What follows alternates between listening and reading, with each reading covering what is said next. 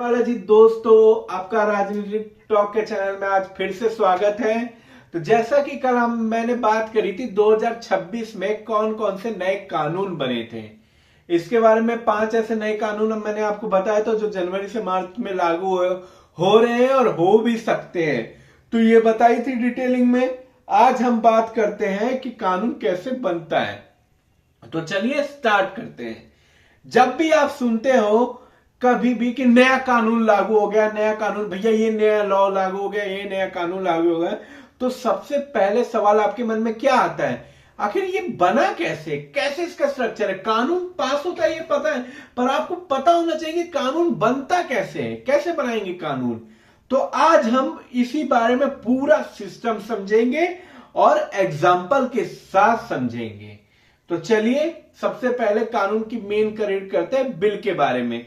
Bill क्या होता है? बिल एक तरह से कानून का ड्राफ्ट माना जाए, मतलब किसी ने एक लेखा जोखा लिख के दे दिया कानून का ड्राफ्ट। और इसमें क्या होता है, इसमें पूरे रूल ऑफ रेगुलेशन लिखे होते हैं। जैसे हर जगह आपके घर में भी कुछ ना कुछ नियम होंगे, भले ही वो लिखित में नहीं होंगे, मुंह से कि सुबह कितने बजे उठना है, क्या क्या करना है, पूजा पाठ जो भी है, एक नियम आपके घर का है, वैसे देश में एक पूरे रूल लिखे हुए होते हैं कि भाई ये पालन करना है। जैसे एग्जांपल के लिए आपको समझाऊं कि अभी लेटेस्ट में ऑनलाइन फ्रॉड बढ़ रहा है। ये आपको पता है कि ऑनलाइन फ्रॉड है, सरकार कई तरह के कार्य भी कर रही है, मैसेजेस भी पढ़ रही है। तो क्या मान लीजिए सरकार बिल लाती है इसी में कि ऑनलाइन फ्रॉड बढ़ रहा है, तो उसकी क्या होगा, उसकी सजा बढ़ा दी जाए, ताकि, और वो सजा कैसे बढ़ाएगी, सजा बढ़ाने का प्रस्ताव कैसे देगी, वो जब बिल पास करेगी, उस ड्राफ्ट में पास करेगी, तब जाके वो सजा पास करवा सकती है, वैसे नहीं करवा सकती, क्योंकि उसको उसका लेखा जोखा देना ही पड़ेगा।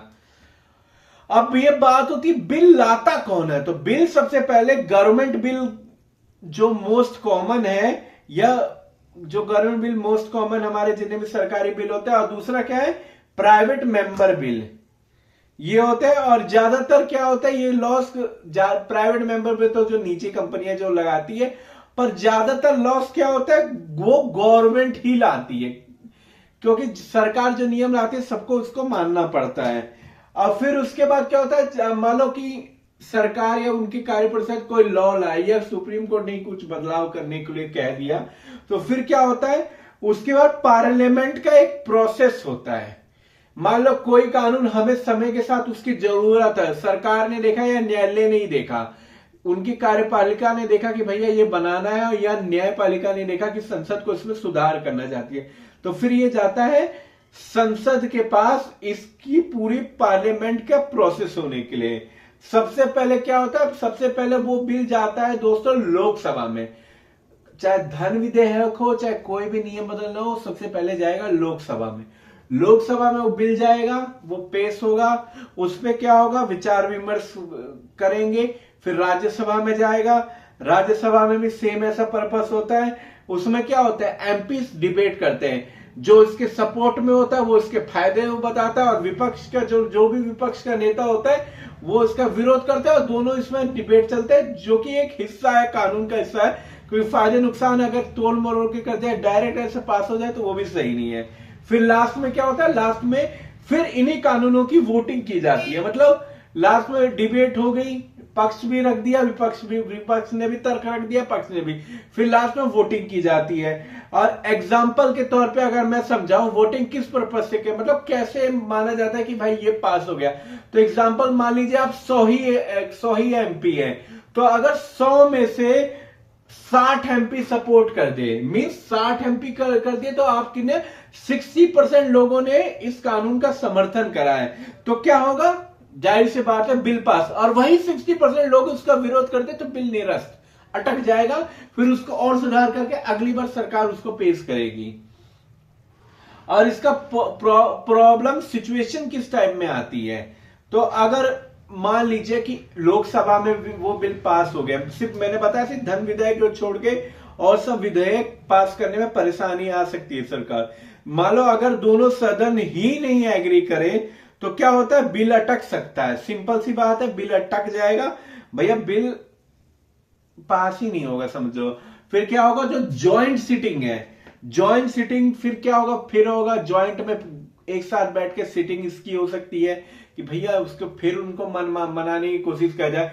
और जॉइंट सिटिंग मतलब ये भी हो सकता है कि आज वो बिल लटक गया, उन्होंने फिर वो कल अगले दिन होगा, तो इससे क्या होता है ना, जो कार्य का जो पर्पस होता है ना कि दिन पर दिन बढ़ जाता है, एक ही लॉ बनने में कई दिनों का समय लग जाता है। तो जॉइंट सिटिंग इससे हो सकती है।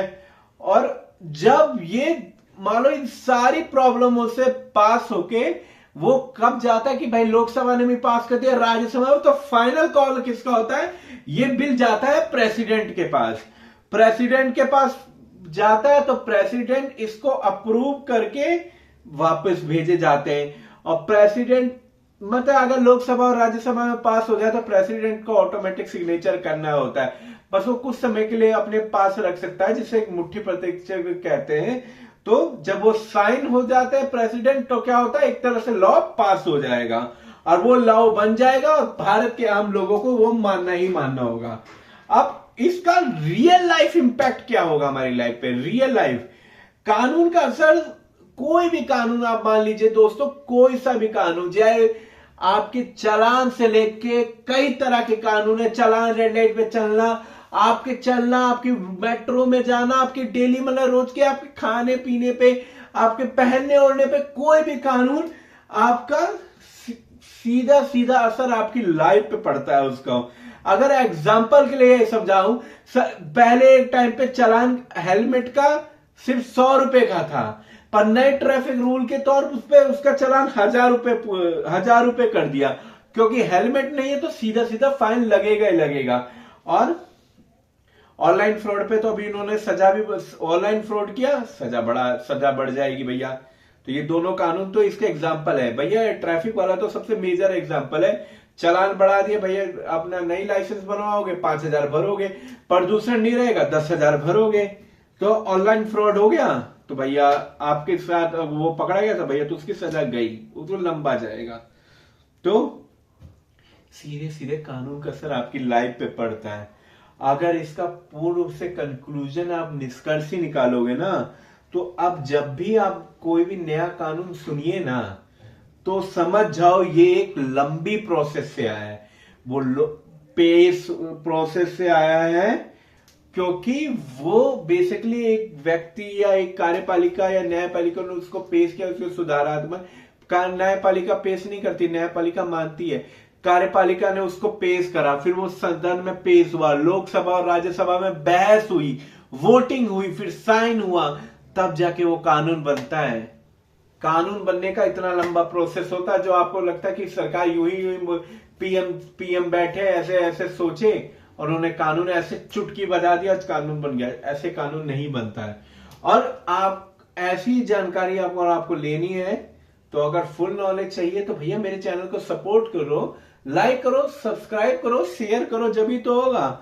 और भाई सपोर्ट करो, प्यार करो, और कमेंट करो कि आपको अगला टॉपिक किस चीज पे चाहिए, मैं पक्का बताऊंगा और समझाऊंगा। तो कमेंट में जरूर बताइएगा तो आपको अगला टॉपिक किस चीज पे चाहिए, उस पे चर्चा करेंगे।